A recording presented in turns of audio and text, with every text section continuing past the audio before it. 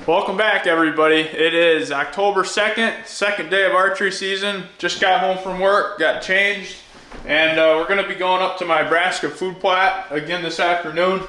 I just went up to my hunting room and let a few rip with a recurve, 3 arrows, 3 kill shots at 24 yards. So the recurve is ready to rip into one tonight.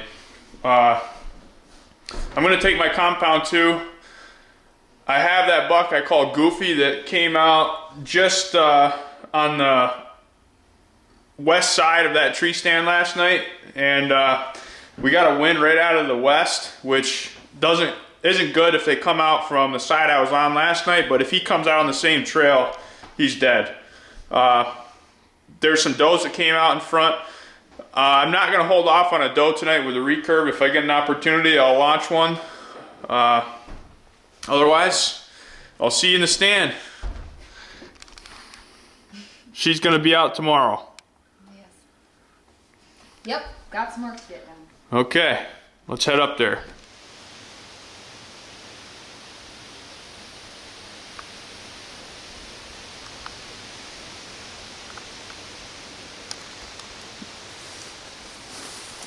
Just got parked here and there's a bunch of turkeys walking through the edge of the food plot, and look at that nasty thing.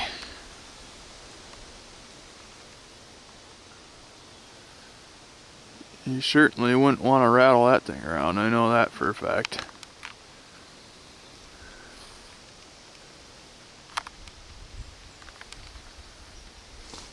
Go ahead and grab the old recurve and bow and head up to the stand.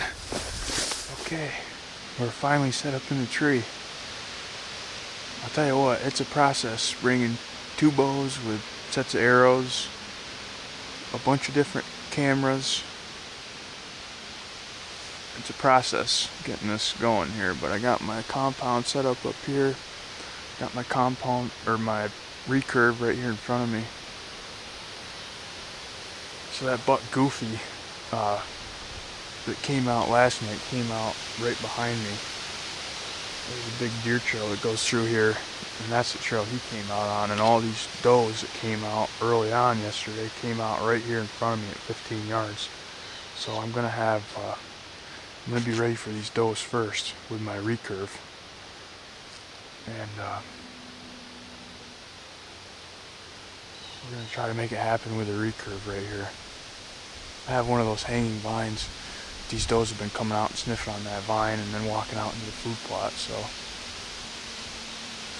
I'm excited to let one rip with this recurve.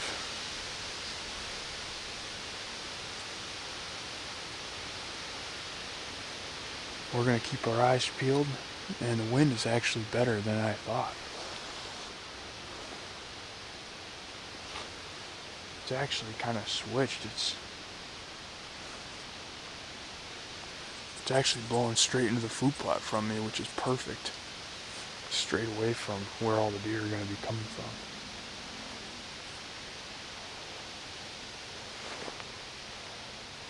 Can you imagine if I was able to recurve a doe and then kill Goofy in the same night? Epic. I'm going to get this arrow knocked on my recurve and get it set in my lap right here, and then get ready. Get ready for a show, folks. It's coming.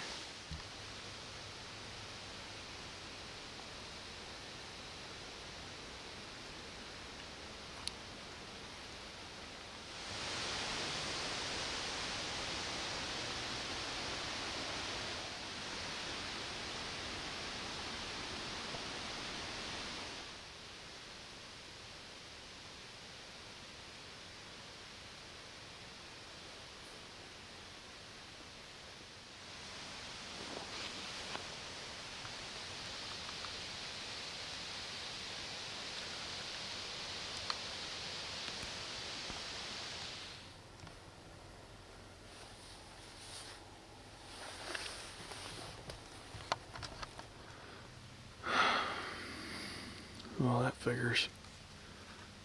I got one of my shooters out in the plot right now, and it's after legal shooting light.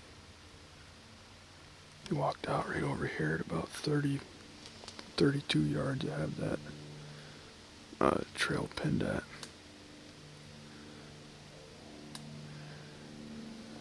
Walked right through my shooting lane, and now he's heading into the corn.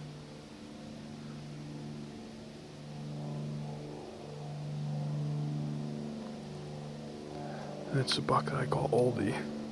I actually have one of his sheds from last year. I'll show you a bunch of trail cam footage of him right now.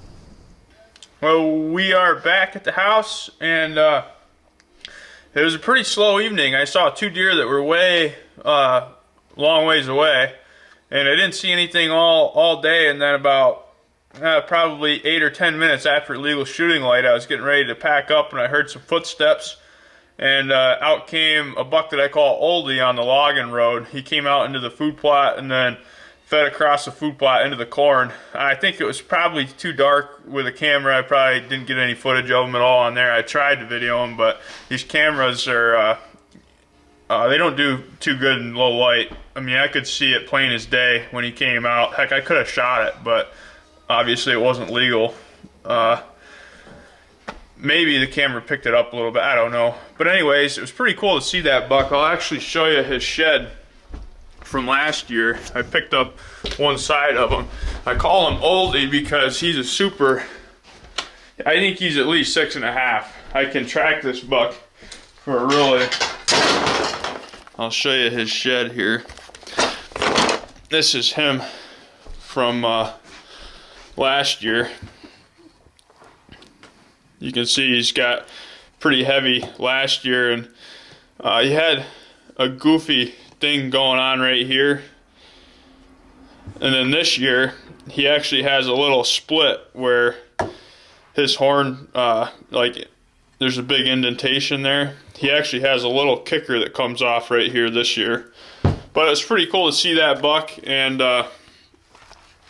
it's definitely one that I would have shot if it was legal. So it ended up not being too bad. Kaylee actually was at the house, and she seen she actually seen Goofy tonight. He came out in the new seating, so he was out there, but he was around the corner, so I couldn't see him. Crappy part about tonight was the buck was standing right in the corner when I got down, freaked out, and took off. So I didn't get out of there clean. I spooked him, but what are you gonna do? I wasn't gonna sit up there all night till he was gone. Tomorrow morning, I think I'm gonna go sit in Cherry Ridge and try to hunt one of them bears down. Looks like we're gonna have a wind out of the southwest, which will be good for hunting that gator path with a hanging vine. I might hunt there, or I might hunt closer to the creek. I'm not sure yet. We'll see what I'm thinking in the morning, but I'll see you in the morning, and if I have a big doe come by, I'll definitely whack her tomorrow as well. Actually, just got word from the neighbor that one of the shooters that we have running around up here actually was right across the road from Cherry Ridge on the 1st of October. You got a picture of him on his food plot over across the road, across the creek, and it's a buck that he named Rocky. So it's a really nice old deer, mainframe 8-point. Definitely one that I would shoot. So I know that deer's right in there somewhere, and the neighbor and I, we get a lot of the same deer. We see a lot of the same bucks. So I know if he's got pictures of it, it's not far from roaming down my gator path over there. So there's a possibility for that. I'll see you in the woods in the morning. Thanks, everybody.